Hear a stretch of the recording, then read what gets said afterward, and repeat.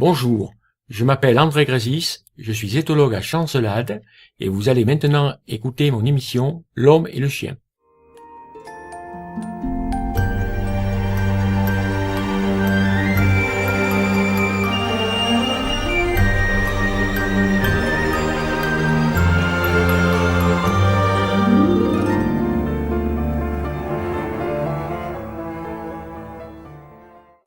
Bonjour André. Bonjour. Et donc, comme d'habitude, tu vas nous parler des chiens. Oui, tout à fait. On va parler des différents types de maîtres aujourd'hui. Super. Alors, on t'écoute. Voilà, donc les différents types de maîtres. Quand on s'intéresse à la relation entre un chien et son maître, on ne peut pas exclure la corrélation entre le comportement du maître vis-à-vis de son chien et les conséquences qui en découleront sur le comportement de celui-ci. Les maîtres transmettent de façon inconsciente, par toutes sortes de signaux non verbaux, leurs propres émotions que le chien réceptionnera et traduira. D'accord, c'est-à-dire que le chien, il décode notre langage du corps à nous aussi, d'accord. Bien sûr, alors c'est-à-dire que si que t'as des petits trucs, mais pas que tu tournes, le chien, lui, va réceptionner ça et on va le transformer en chien anxieux. D'accord. Entendu. Et à propos des maîtres qui seraient anxieux. Alors, le maître anxieux, il a souvent peur de mal faire ou de ne pas réussir. Il surprotège le chien, de peur qu'il ne lui arrive quelque chose de désagréable. Il surveille le chien, l'appelle tout le temps. Il va vérifier où il est, ce qu'il fait. Il le tient souvent en laisse. Ce type de maître a bien souvent peur des autres chiens et refusera que son chien ait des interactions avec ses congénères. Il prendra facilement son chien dans les bras s'il le peut. D'accord. Et à propos de la position de la queue, sont-elles précises? Alors, depuis toujours, on considère que la queue en l'air, c'est un chien qui est un peu sûr de lui, voire plus. La queue entre les jambes, la peur. Bon, il s'avère que à l'université de Bari, en Italie, il y a eu des études de fait assez récemment et ça remet en cause pas mal ces positions de queue. C'est beaucoup plus précis. Ils sont dans une petite maison avec juste le passage des yeux pour voir à l'extérieur et derrière il y a une caméra et derrière le chien il y a un cadran. Donc il s'avère que lorsqu'il voit un humain connu, la queue a un mouvement particulier, mais très précis. Lorsque l'humain n'est pas connu, la queue bouge aussi, mais de façon différente. Lorsque c'est un animal connu, là encore, ou si c'est un animal non connu, la queue bouge de façon différente. C'est-à-dire que seuls, pour le moment, les chiens sont capables de décoder ces positions de queue. On est assez loin de ce qu'on se considérait savoir dans ce domaine-là. D'accord. Et donc, on passe à la prochaine question. Quelles sont les qualités que doit posséder un chien? Alors, il y a 3 qualités qu'il doit avoir. On doit lui apprendre la propreté d'abord. On doit lui apprendre, si sa mère ne lui a pas appris, ou si on a défait ce que sa mère lui avait appris, par exemple en tirant à la corde chacun de son côté. Bien sûr, le chien veut gagner, mais il n'inhibe plus la morsure.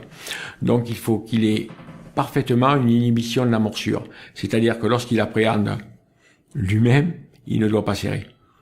Ça, c'est la deuxième chose. Et la troisième chose, on doit lui apprendre à aimer tout le monde, à aimer les humains, à aimer ses congénères, à aimer les animaux en général.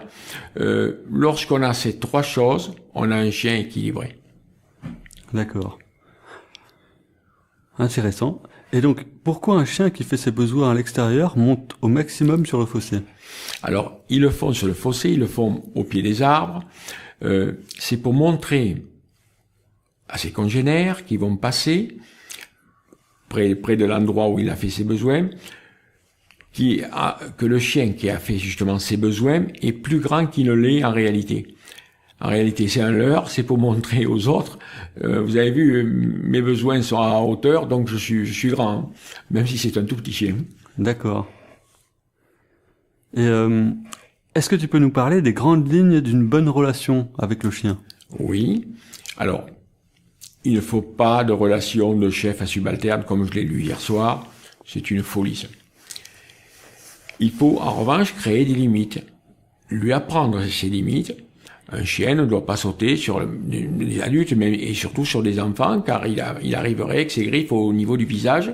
Donc ça, on ne le fait pas. Il y a plein de choses à lui apprendre à ne pas faire. Ça s'appelle le façonnage. On n'est plus sur du dressage ou sur de l'éducation, on est sur du façonnage. Il vit avec des humains, il doit se comporter bien avec l'ensemble des humains. Ça, on peut le faire. Ça, on ne peut pas le faire. Mais, bien sûr, on ne lui crie pas dessus et on ne le bat pas, bien entendu. On ne saute pas sur les jambes, on n'aboie pas sans cesse, on ne tire pas en laisse, on ne mord pas. Donc, on va le façonner à une vie d'humain. D'accord. Et pour revenir sur les 3 qualités que doit avoir un chien, donc c'est la propreté, Oui. ne pas mordre et qu'il soit bienveillant quelque part. Voilà. L'inhibition de la morsure, c'est-à-dire ne appréhender éventuellement, mais ne pas serrer, ne jamais serrer. Donc là, en revanche, moi, ce que je déconseille, c'est de jouer avec des jeux de cordes, parce que si on joue avec un jeu de cordes, bien sûr, on va l'habituer il veut gagner. Il veut gagner la partie, ce qui est normal. Donc on va l'habituer à serrer. D'accord. Donc sur une agression redirigée, lorsqu'on peut croiser un autre chien, là il y aura des dégâts, mais des dégâts immenses. D'accord, donc pas lui faire jouer des jeux où il va mordre. Voilà, exactement ça. Est-ce qu'il aurait tendance à reproduire ce schéma avec d'autres... Absolument, sur une agression redirigée, c'est-à-dire lorsqu'il va croiser un chien et qu'il va venir le voir un petit peu de façon un petit peu féroce, eh bien, premier travail de votre chien, il va se retourner contre vous pour vous faire lâcher la laisse. Et dans ces cas-là, la morsure va être terrible. D'accord. Et alors, quelques conseils aussi pour la propreté, la bienveillance et... La propreté, on va commencer par la propreté. Alors, oubliez les journaux, le nez dans le pipi, parce que c'est, outre que ce n'est pas efficace, mais en plus, lui est incapable, s'il a fait pipi demi-heure avant ou 3/4 d'heure avant, de faire la relation entre le nez dedans, voire une correction, et le pipi précédent. Ça, c'est pas possible. Ce qu'il faut, c'est le sortir fréquemment, et chaque fois qu'il va faire dehors, eh bien, il faut que vous vous comportiez comme si vous aviez trouvé une caisse de louis d'or.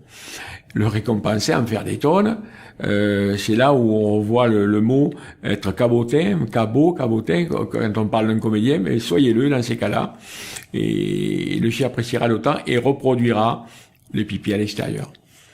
Je rappelle que ma petite chienne, on a fait une expérience, eh bien, je l'ai eu à 1 mois et demi, elle n'a jamais fait un pipi et un caca à l'intérieur. Jamais. D'accord. Et ça serait dû à quoi? C'est dû à que elle a compris, même à 1 mois et demi, que si elle allait dehors, elle aurait mais à 1 mois et demi déjà, elle a compris que si elle allait dehors, je serais heureux, elle me verra heureux, je lui donnerai une récompense, bien entendu.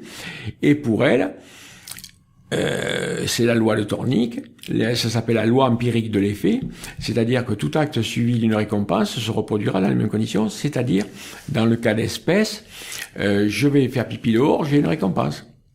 Super.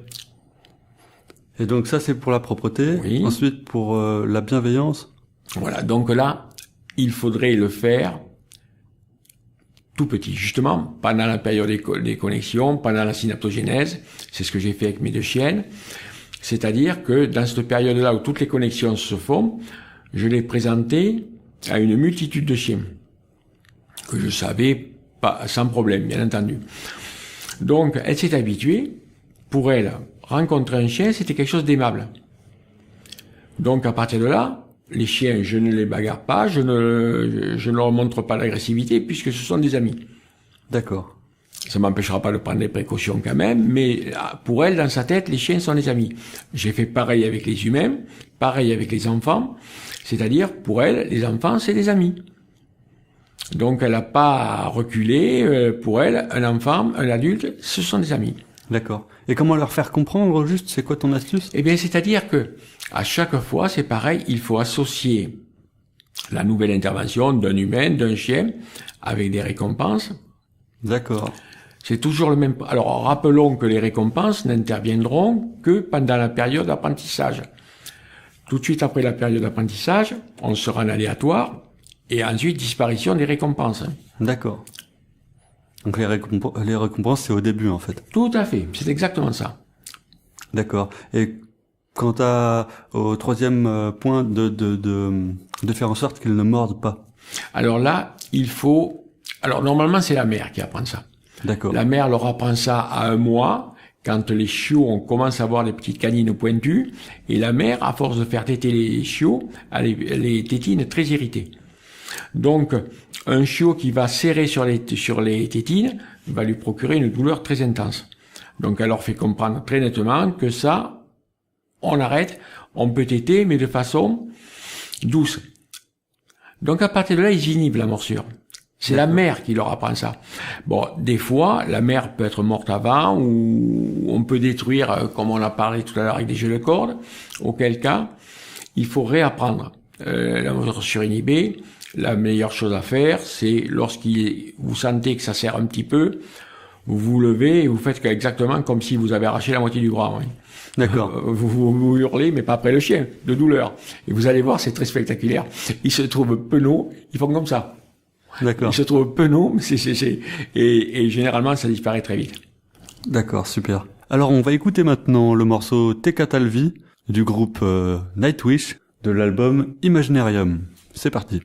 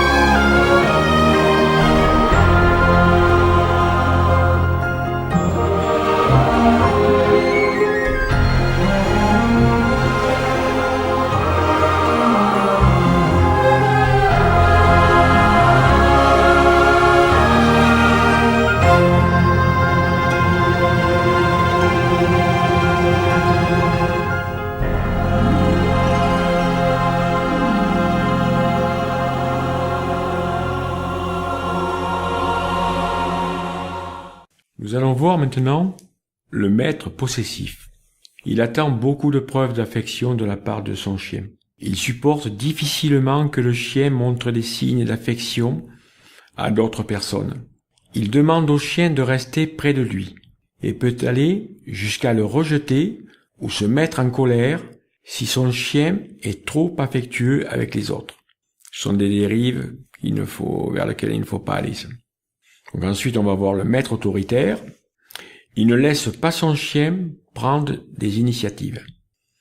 Il a une définition très affirmée de l'obéissance et il est assez strict dans sa compréhension de la hiérarchie. On doit être le maître et se faire obéir de son chien.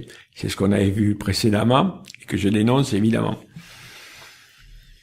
Il dira souvent « Attention, ne vous inquiétez pas, je ne me laisse pas faire ». Il a un ton de voix ferme. Il est toujours en train de faire obéir son chien, toujours en démonstration. Il connaît le chien, on ne peut pas lui en apprendre. C'est-à-dire que pour lui, il connaît tout. Et quand il y a la moindre dérive, il réagit par la fermeté, presque jusqu'à la violence. D'accord. Et quelqu'un qui a une attitude comme ça, quelqu'un qui a une attitude de dominer son chien, de vouloir être le maître et tout ça, quel conseil tu lui donnerais à ce genre de personne? Alors, je lui donnerai le conseil suivant, c'est de ne pas adopter ce genre d'attitude. Si on a une attitude de chef à subalterne, on aura tout le temps une relation faussée. Alors, le chien peut se comporter docilement face à une attitude comme ça. Le chien ne l'acceptera pas de toute la famille qui ne pourra pas adopter la même attitude. D'accord. Et donc, par quelle attitude pourrait-il remplacer son attitude habituelle? Eh bien, il faut faire exactement l'inverse. C'est-à-dire que le chien est un compagnon, pas un problème. On lui crée des limites parce que c'est nécessaire dans la vie. Mais on n'est pas obligé de passer par de la fermeté. On peut lui apprendre, le façonner, je reviens encore à ça, le façonner à vivre avec les humains. Mais ce genre d'attitude ne sert absolument à rien et au contraire à des dérives. Et je vais vous lire une phrase de Boris Cyrulnik qui décrit l'éthologie comme telle. « J'ai besoin de l'autre pour devenir moi-même. Si j'ai un lien affectif avec autrui, si je me représente le monde de l'autre, je ne peux pas tout me permettre. » Et ça répond à la question précédente sur le maître autoritaire. Que les maîtres autoritaires lisent cette phrase de Boris Cyrulnik et leur relation avec leur chien changera du tout au tout. D'accord. Nous allons voir maintenant les différents types de relations. La communication entre deux espèces différentes. Nous nous intéressons ici à deux espèces différentes qui cohabitent, mais qui ont leur propre compréhension de leur environnement. Le chien a des attentes, des besoins et des plaisirs qui diffèrent de ceux de l'homme. De plus, il possède son propre système de communication, enrichi par un langage vocal et gestuel souvent méconnu. C'est pour toutes ces similitudes et ces différences fondamentales que, malgré toutes les meilleures intentions du maître, la relation entre les deux est parfois difficile, source de conflits et de bien des désillusions. Et il est dommage de constater que ces désillusions prennent pour la plupart naissance dans une double incompréhension, celle de l'homme vis-à-vis du comportement du chien et celle des chiens vis-à-vis des intentions de l'homme. Un grand nombre de problèmes de désobéissance et de comportement auxquels nous sommes confrontés trouvent leur source dans la relation conflictuelle qui existe entre le chien et le maître, découlant d'une méconnaissance des techniques d'apprentissage et des systèmes de communication du chien. L'important est de prendre en considération que le développement comportemental du chien est étroitement lié au mode d'interaction et à la relation qu'il entretient avec la personne avec qui il interagit. Je voudrais remercier Catherine Collignon pour les documents qu'elle m'a fournis. Et donc André, est-ce que tu aurais des auteurs ou des chercheurs à nous conseiller qui sont de bons conseils pour l'éducation des chiens? Oui, alors on peut citer, il y a un livre de Skinner qui est sorti sur le comportement humain, mais Skinner a beaucoup travaillé puisque c'est le père du comportementalisme. Donc là, les livres de Skinner, de Burroughs Skinner, on les trouve facilement. On trouve facilement les livres de Jan Dunbar, c'est IAN, plus loin DUNBAR. Ces livres sont excellents, vraiment excellents, sans aucun problème. On trouve, quand on va approfondir un peu plus les livres sur le comportement animal et humain de Konrad Lorenz, qui a une bonne dizaine de livres sur les 70 ou un peu plus qu'il a écrit, qui concernent plus particulièrement le chien.